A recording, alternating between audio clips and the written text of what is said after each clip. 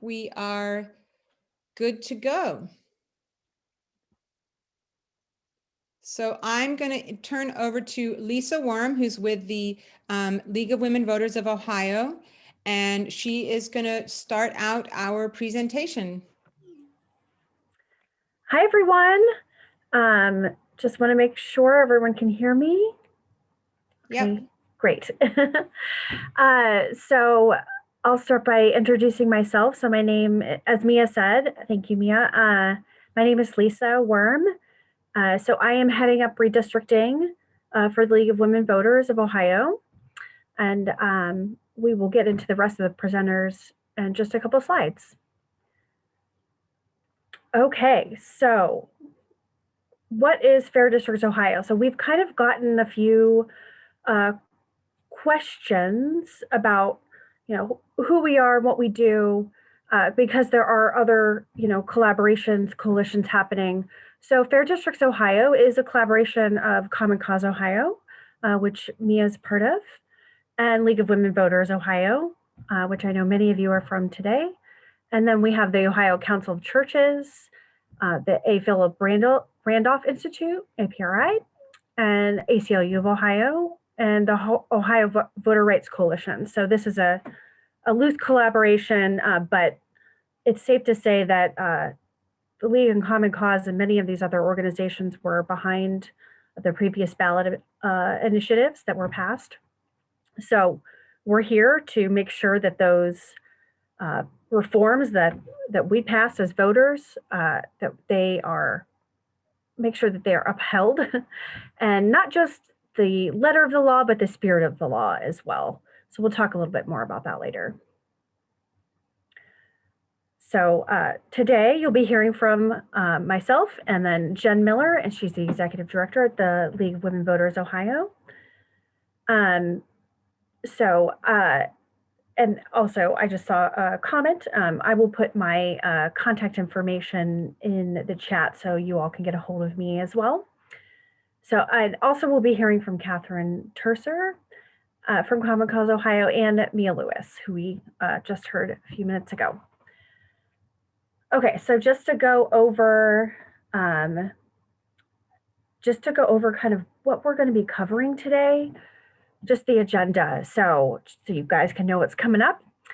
So we're going to talk about just what the Speakers Bureau is, what that, kind of our goals, what we foresee it happening, since there's a lot of you on today. So you'll learn more about it today and decide if you want to join, and then there'll be an additional presentation after that. So we're going to cover that, the goals, the values of the Speakers Bureau that we would like you to uphold, and why we need you, because we definitely need you. So, and then after that, we'll cover what to present and tips for great presentations. So we will have just a short overview of an example of a presentation, though not the whole thing. And then we'll also break up into smaller breakout sessions for about 10 minutes. So and that's when we'll kind of do a little brainstorming and talk about more tips for great presentations. Then after that, we'll do next steps and the additional trainings that are coming up, and we'll leave plenty of time for question and answer and do a little wrap up. Okay, so the goal of what we're doing here today is we're going to create this network. So we want a network of community-based leaders like you who can speak to your friends, your neighbors, your family, and other potentially other community organizations. So we want you to potentially talk about the importance of redistricting. So of course that we'll cover more of that today, but you all are here because you know how important redistricting is, and what makes a fair district, and as well as explaining these things in a way that's going to motivate more Ohioans to take action to demand fair districts. So that's holding map makers accountable, and we'll talk about those kind of actions that will help motivate people to get them going, to get them moving.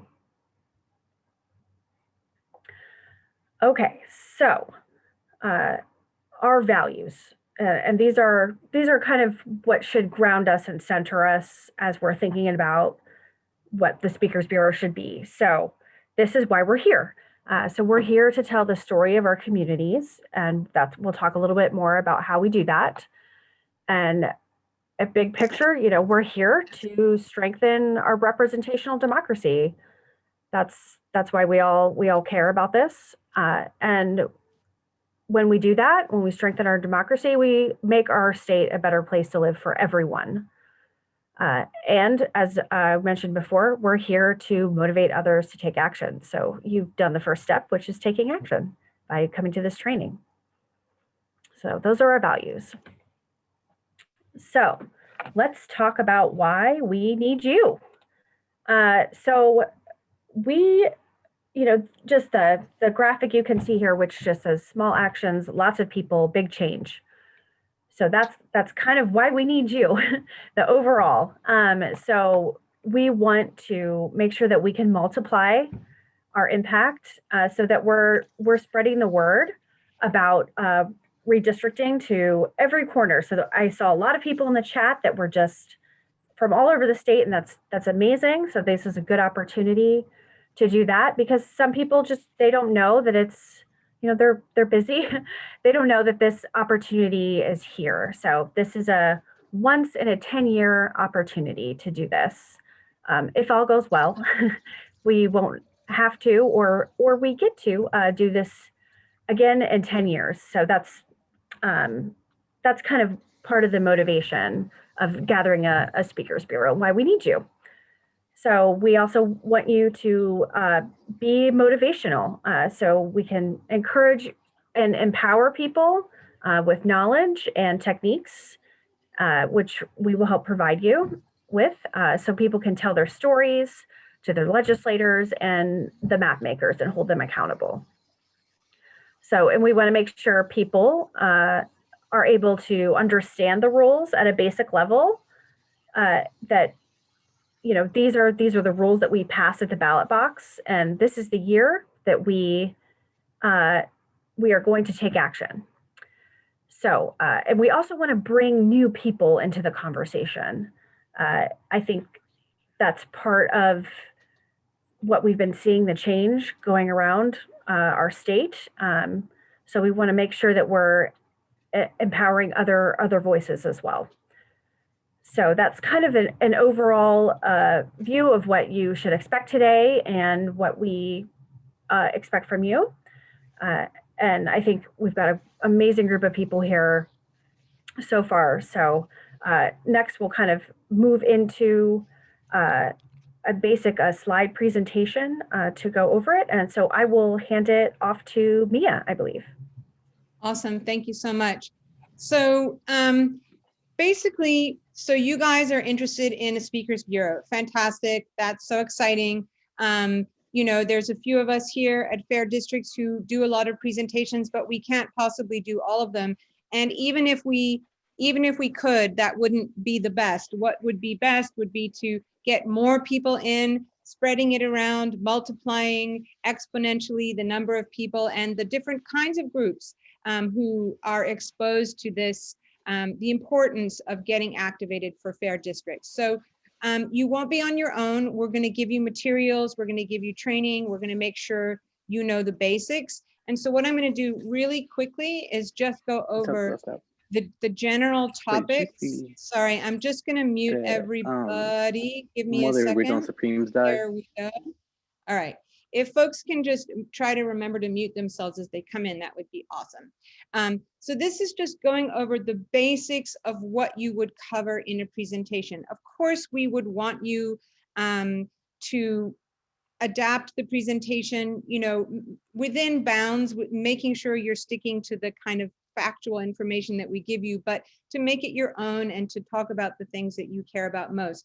But we want to make sure that people understand the basics. So we'll start out with, what is apportionment, what is redistricting, make sure people know why we do this every 10 years. It's after the census. It has to do with people having, trying to maintain districts that are proportional, where there's equal representation.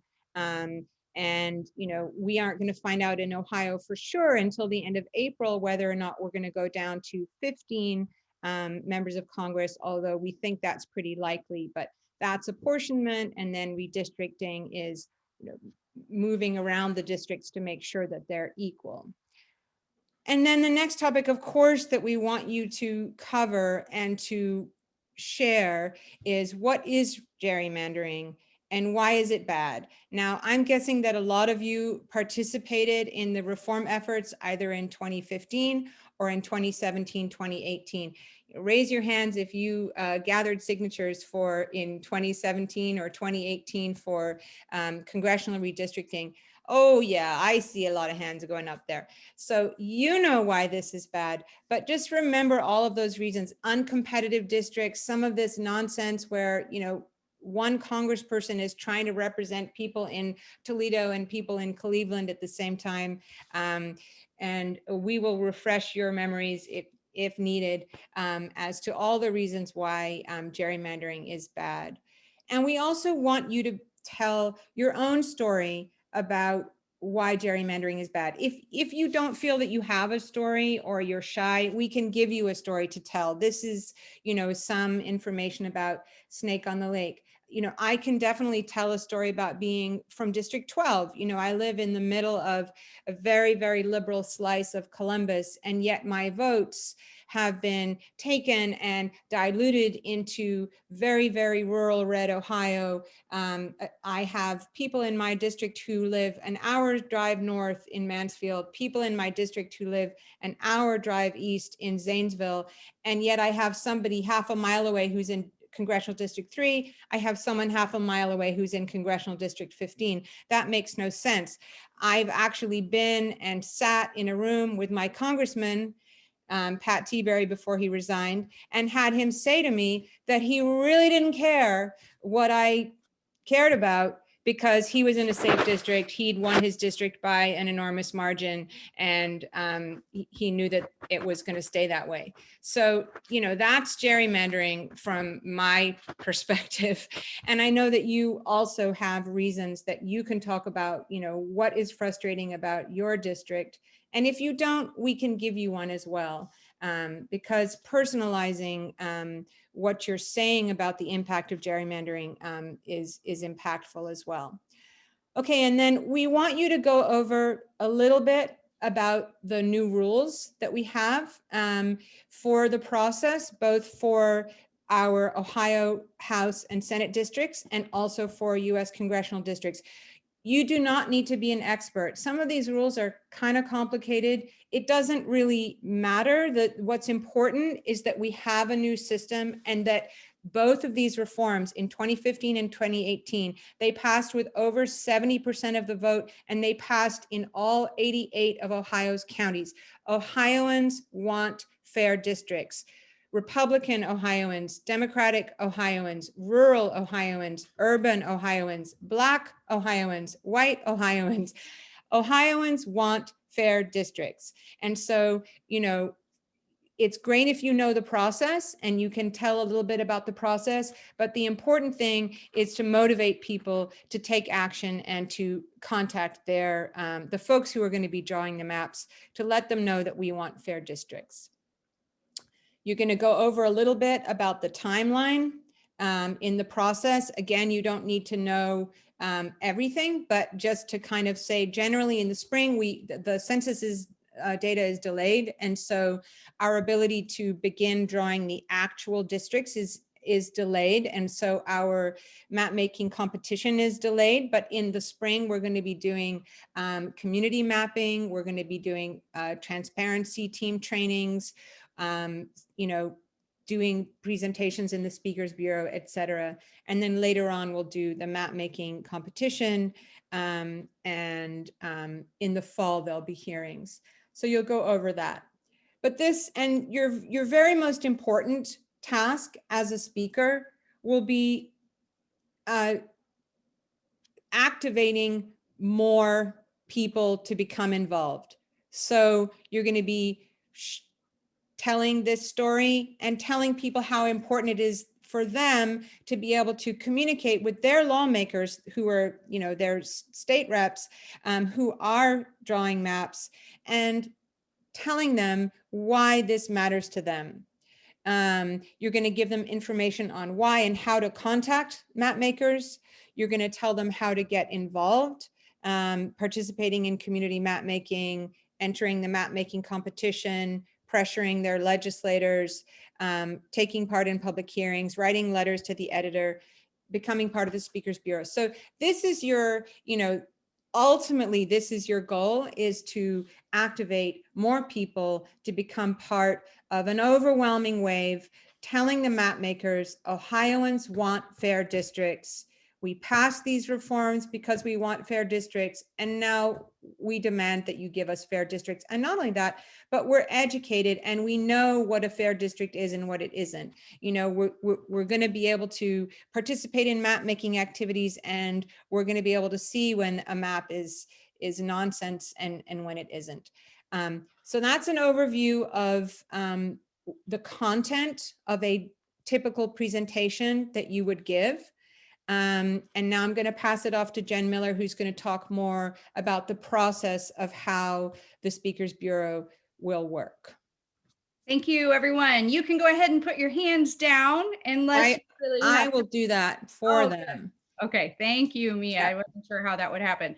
Okay, so again, we will be doing, we will help you. We will provide your slides and do all of that.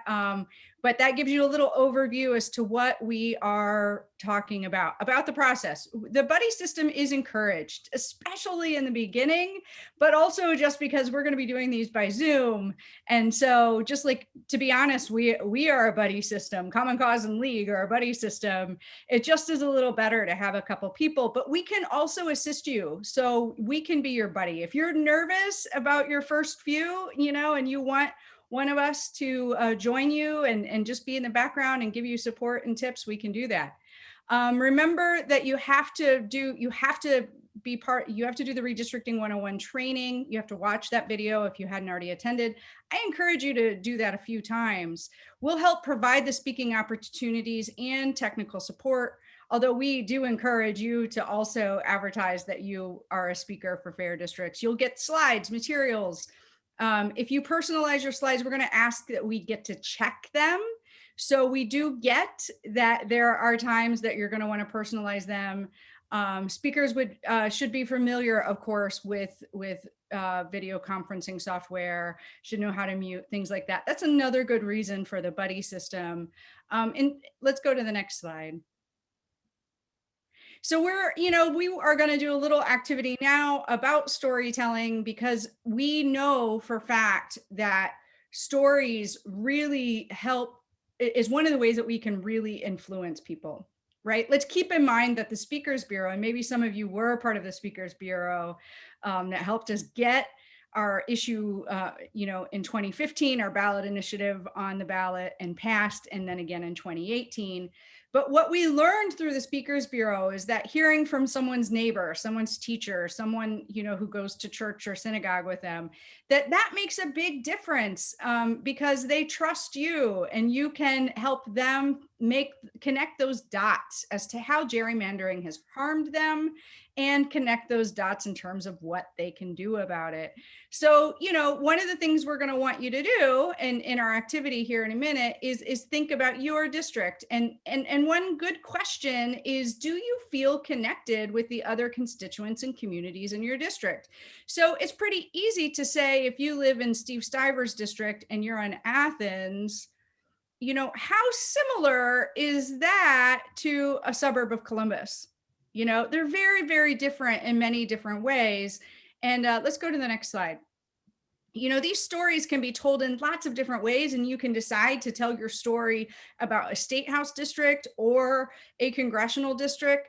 But we're talking about, what is a community of interest? You'll hear a lot about that. What is a community? It has a common sense of concerns, a common set of concerns that can be impacted by government action or legislation. So that could be race, ethnicity, religion, income. You can think about those economic drivers, the major industries, the employers. environmental conditions, or maybe watersheds, or various challenges, education, school districts, infrastructure. If you think about it today, especially with something like COVID-19, what one community needs to fight COVID-19 might be very different than another community. Similarly, as we think about broadband or mail access, one of the things that we know is that while we, of course, always love diversity, when our districts are so weirdly shaped and sprawling and not compact, that it makes it really hard for lawmakers to truly represent us. And so there's lots of, and I'm giving you these examples so that it can help you think about ways that you can tell stories, and also think about what it means to be community, and when districts are more compact and make more sense, how that can help with representative government. So let's go to the next slide. The one thing I do want to make sure to tell you is, while we will not have a story to tell in all of 88 counties, we will give you some regional slides, maybe one about Snake on the Lake, as you maybe have seen, or maybe one about Jim Jordan's district, the Duck. Leah Hackman Good just had a really good one. Stivers always says it was too far for him to drive the full district. Wow, yeah, let's, but we will give you some regional slides that you can pull from. And some of those might be a little bit more analysis, like using census data to tell what the economic drivers are in a district, or things like that. But again, the personal stories really matter. So in a second, we're gonna get put out into smallish groups. And the first thing we want you to do is, and not everyone has to talk, but think of 3 words that come to mind when you think of one of your districts that you live in. You live obviously in 3 legislative districts. And then we're going to want you to include this in part of your speakers bureau. Ask people to put out loud what they think about their district. So we're going to practice that right now. A couple things. We are not having facilitators necessarily cleanly marked this time. We are just, Mia Lewis is going to hit this magical button, and we're just going to split into so many groups. If someone immediately emerges as a leader in that group to facilitate, awesome. And if not, if someone would jump in and help facilitate, that's awesome too. So just what we want you to do again is split. We'll split here in a second. We're going to have about 10 minutes. Think about some ways that you could, in very practical terms, explain to the general public why gerrymandering or an oddly shaped district is how it is affecting our lives, and therefore they hopefully will be more encouraged to participate in our reforms. So we'll see you here in a few minutes. Okay, you're magically being put in your rooms, and then facilitators, maybe grab one story, possibly to share if we have time.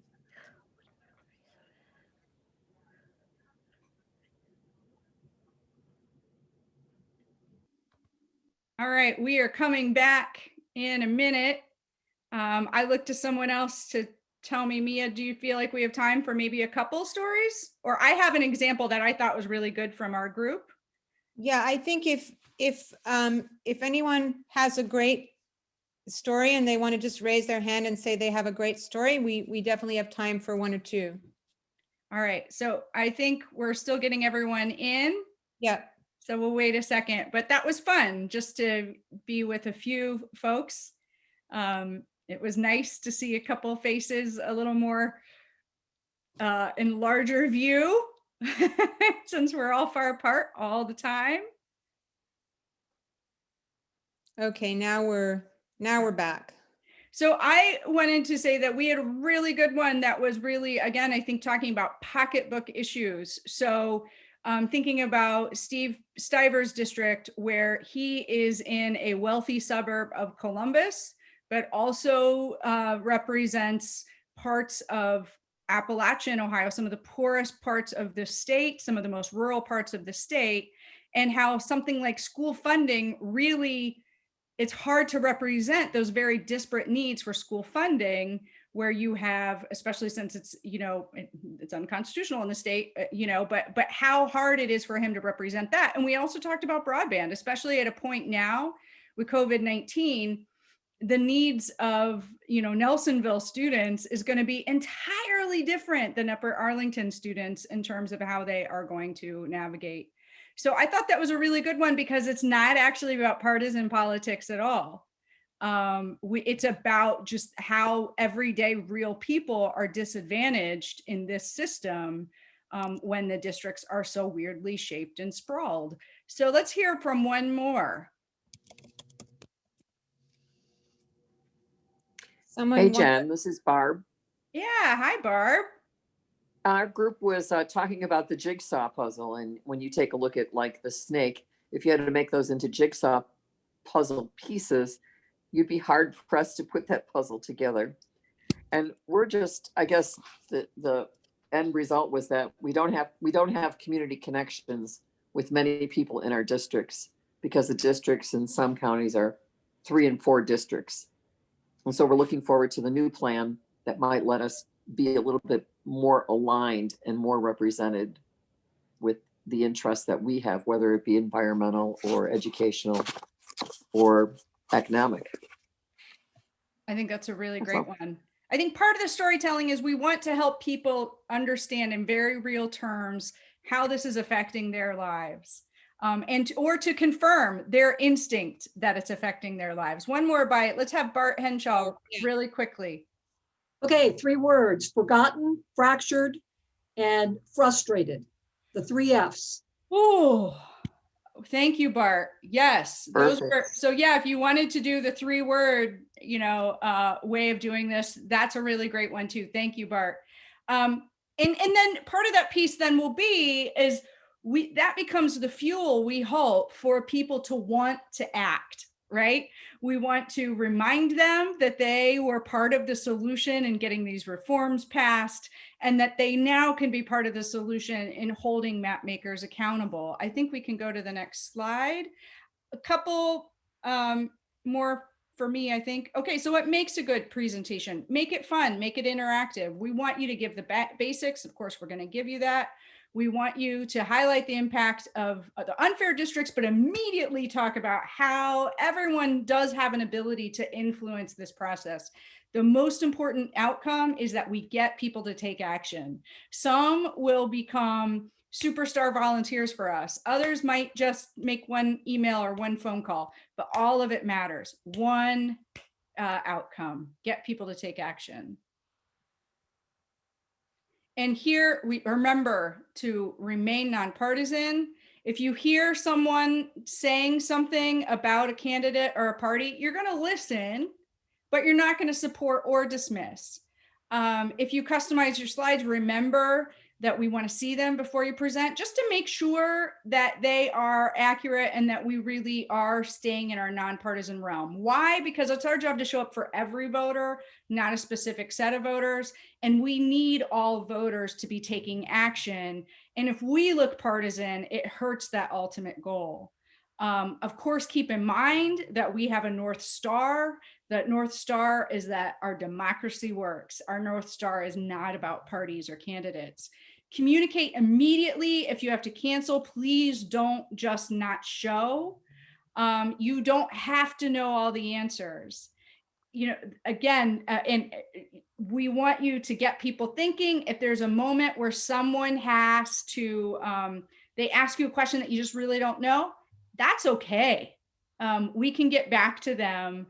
And finally, use our action items, our materials, our links. There are others in the world of redistricting, but we are designing ours based on our strategies, what we know to work, and to be fiercely nonpartisan all through that. And so we will provide you all kinds of support, and these are some of the things that we ask of you. And now I'm going to toss it to my dear friend and superstar redistricting champion, Catherine Terser. One of the things that I'm always surprised about, I started working on a redistricting reform in the late 90s, and every once in a while I will get a question that I'll be like, I have no idea.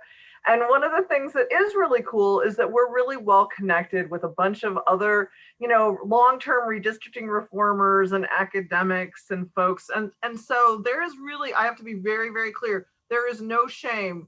Gary, who's on this, sent me a message explaining a challenge he was having with Districtor or District R, which is software. And I was like, well, I don't have the answer to that. But I'm going to bother somebody who's a professor at Tufts University and we'll figure it out. So that's, we should all feel comfortable.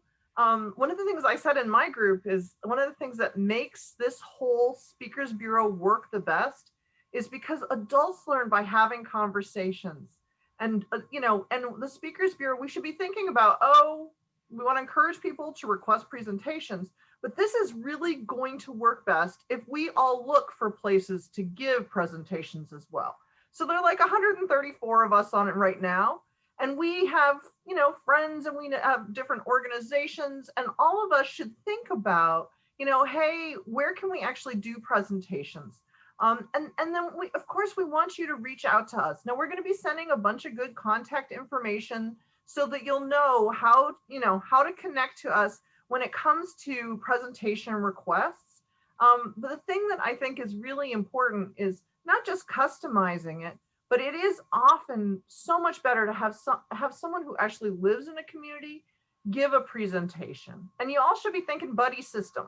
One of the things that I love, you'll notice Tiffany's been answering questions in the chat and throwing links into the chat. It's just so helpful to have another person to help you along. And Mia, if you're willing to move the slide along. Okay, so what are the next steps? So our next training is on February 18th. This is also in the evening. This is at 7 p.m. And in this one, what we're going to do is we're going to go through the typical slideshow. And we're going to hash it out and ask all sorts of different questions and think about different ways to approach the subject so that you all can figure out the best way to authentically speak in your own voice and explain it the best way, but that you also have thought about, okay, these are the kind of questions that are going to come at me. So you won't be completely shocked when somebody says, well, what exactly is that date? You'll be like, I'm all prepared. And so that's the focus. The other thing that, I said this earlier, we want you to feel comfortable, and just because you participated today does not mean that we expect you to be part of the Speakers Bureau. We want you to affirmatively sign up. There's a bit.ly there so that you can say, hey, I want to be part of the Speakers Bureau. Now, for some of you, you might say, I don't necessarily want to be part of the Speakers Bureau, but what I would like is I would like to provide assistance. So you can actually use that form to explain that you would actually like to be somebody who can provide assistance. And then I'm going to encourage you all, you'll be getting emails from us, from Fair Districts, that actually shares the roster so that you know what's going on and who's on our team and all that information. And then Mia, if you're willing to change to the next slide, which also says next steps, this is the point where I'm going to ask questions of the people who participated today. So I'm going to ask Mia Lewis from Common Cause and Jen Miller and Lisa Worm some questions. Now, if you have questions, drop them into the chat. And the reason I'm going to ask the questions is there's just enough of us. It's kind of challenging for us to kind of go through the questions. So throw into the chat. Tiffany's going to take it from the chat and I'm going to just kind of go through questions. So I'm going to start with the first question. Okay, Mia, this is from Jerry. Jerry says, what is the impact of the census on the redistricting process? So we know that the census is delayed. What's the impact on the redistricting? Yeah, well, great question. It is going to have an impact. What it's doing is it's kind of, because the dates that our maps have to be drawn can't move because those are in the Constitution. So you have the final date when the map is due is here. And it used to be that we had, a pretty decent period in between when the census data came out and when the maps were due. But because the census data is late, the period that we have to draw the maps and to have public hearings about the maps and for us to kind of combat, bad maps has been compressed. And we don't know 100% by how much yet because the census data isn't here yet. And, they have pushed it forward and perhaps they'll push it forward again.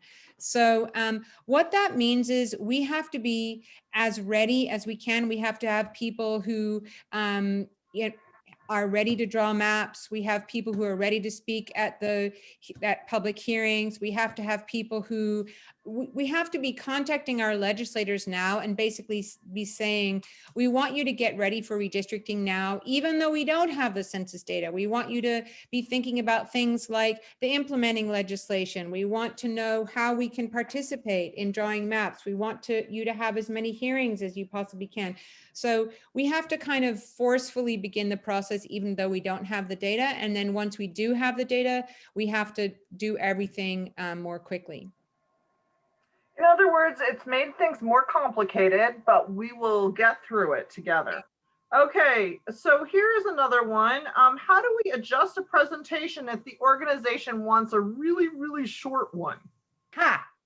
Well, that's interesting. We work with us on that, and we are toying around with a couple different amounts of time. So we're going to give you the standard training, this next time we want you to sign up for, but we are looking at shorter ones too. We just got to start somewhere and get you trained somewhere. And, but if you immediately get a call that says you get 6 minutes, we're here to support you. And we would rather you do that presentation in 6 minutes time than say no, and we'll support you in that. And hopefully soon we will have 2 levels, 2 lengths. Here's a question from Bob who says, how do we educate people, and Lisa, this is going to be for you, how do we educate people about the difference between state legislative and congressional map making?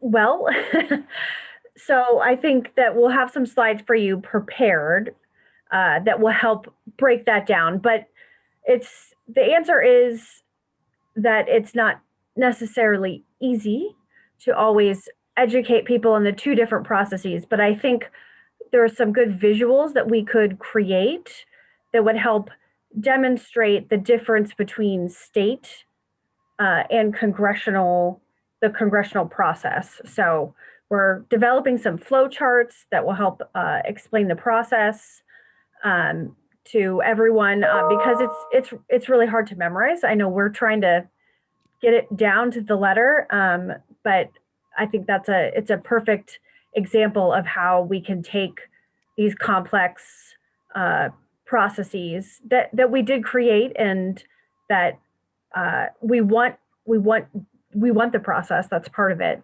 But I think it's a good example of how we can create more simplified ways and to not expect to be an expert in those specific processes. So it's more of explaining, here we have 2 processes. How do you participate in it?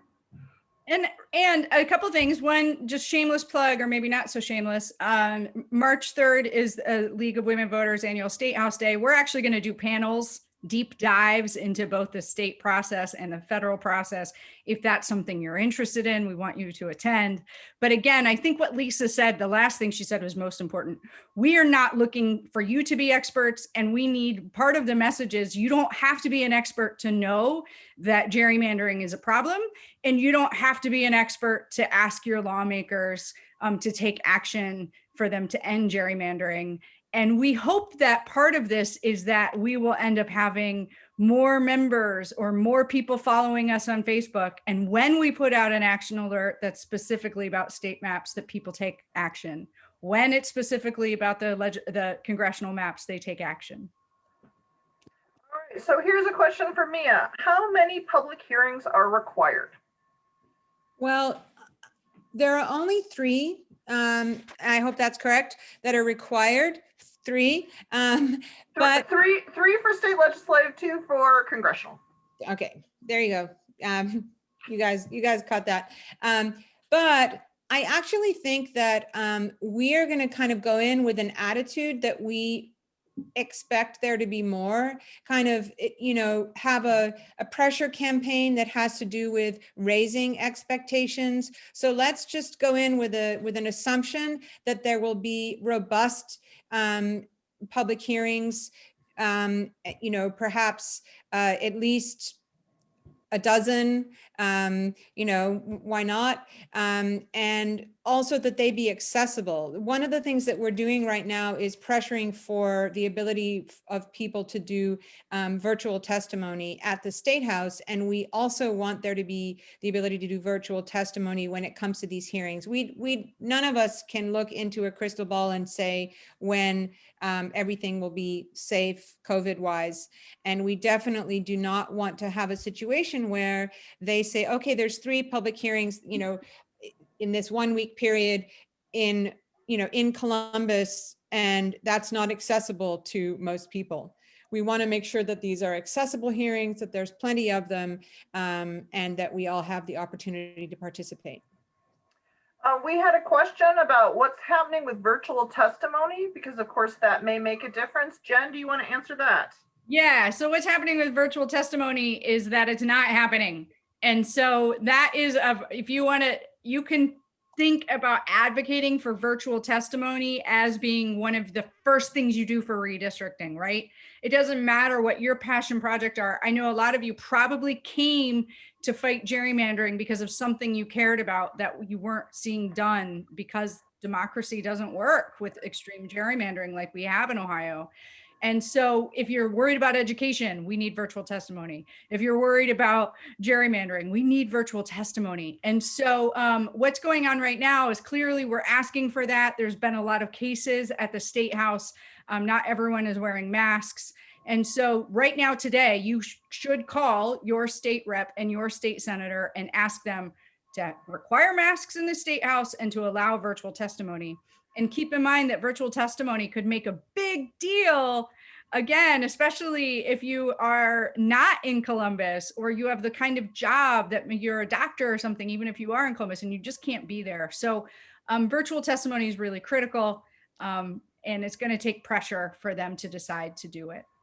I called today, both of them. Yeah. So I was going to say, I noticed a comment about the Voting Rights Act and minority majority districts. We know that Marcia Fudge has a minority majority district.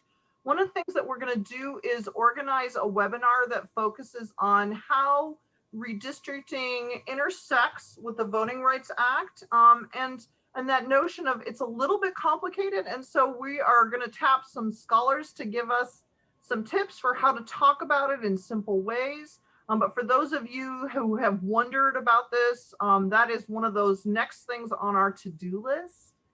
And then y'all have time for one more question. Okay, one more question. In this case, this is from Catherine Lacroix. She said she had heard the argument that, Cuyahoga County is basically divided into 4 congressional districts. So don't they get 4 different members? Isn't that a good thing rather than a bad thing? What's the argument there, Jen Miller? Well, I mean, it would be great if those 4 different members had to listen to voters. But again, let's go back to this. It doesn't matter, quite frankly, if your legislator is a Republican or Democrat. If they are guaranteed their outcome in the general election, they're guaranteed to get their seat again. They don't have to listen to us. And therefore, it weakens the quality of our representation. It creates extremes. And lawmakers can really instead be beholden to parties, to big donors. There's not really accountability for that. Yes, Mia.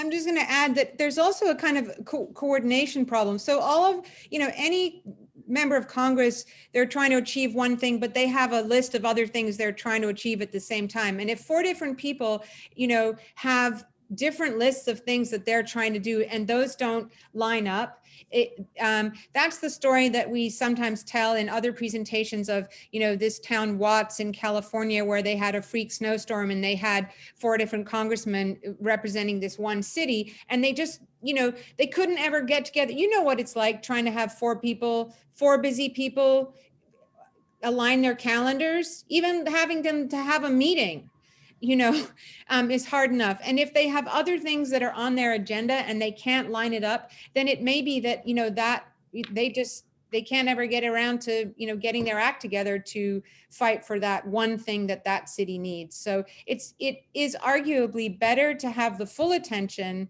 of one member of Congress who really understands your district and, you know, is accessible, and their congressional office is a couple miles away from most of their constituents, as opposed to being, you know, 100 miles away, which we have in some of these other situations. And that may end up being better for you than having 4 who are distracted and not paying attention. And as Jen said, not beholden to you anyway. All right, so Mia, if you will pull up the PowerPoint again, I wanted to go over some of the resources that we have, and then we're gonna all be getting together again on the 18th. I noticed that some of you that date doesn't work for, do not worry, we're gonna do a recording. And because of the buddy system, we're gonna find ways to do this so that we do presentations together, so do not worry. So Mia, if you'll pull up the slides for the research, that'd be great. Sorry, I pulled them up, but I wasn't screen sharing. There we go. So I thought the one thing that I just wanted to highlight is, you know, the Fair Districts Ohio website is a good place to go, and it's where people can request to do presentations. I also included, you know, the Common Cause and the League websites as well as having good information. That the League site will have information about their State House Day, and the State House Day is going to be very focused on redistricting. So please consider participating if that works in your schedule. And then the other thing is there's a calendar of events on the Fair District page so that you can, like, if you're like, and this happens to me, frankly, all the time, where I'm like, okay, what day was that exactly? You can go and quickly check to see if you somehow missed the date of a webinar or, you know, what's going on that way. I also wanted to be sure that you had this link to the Ohio Legislative Service Commission's document that lays out the way that our legislators have been told that redistricting will work in 2021.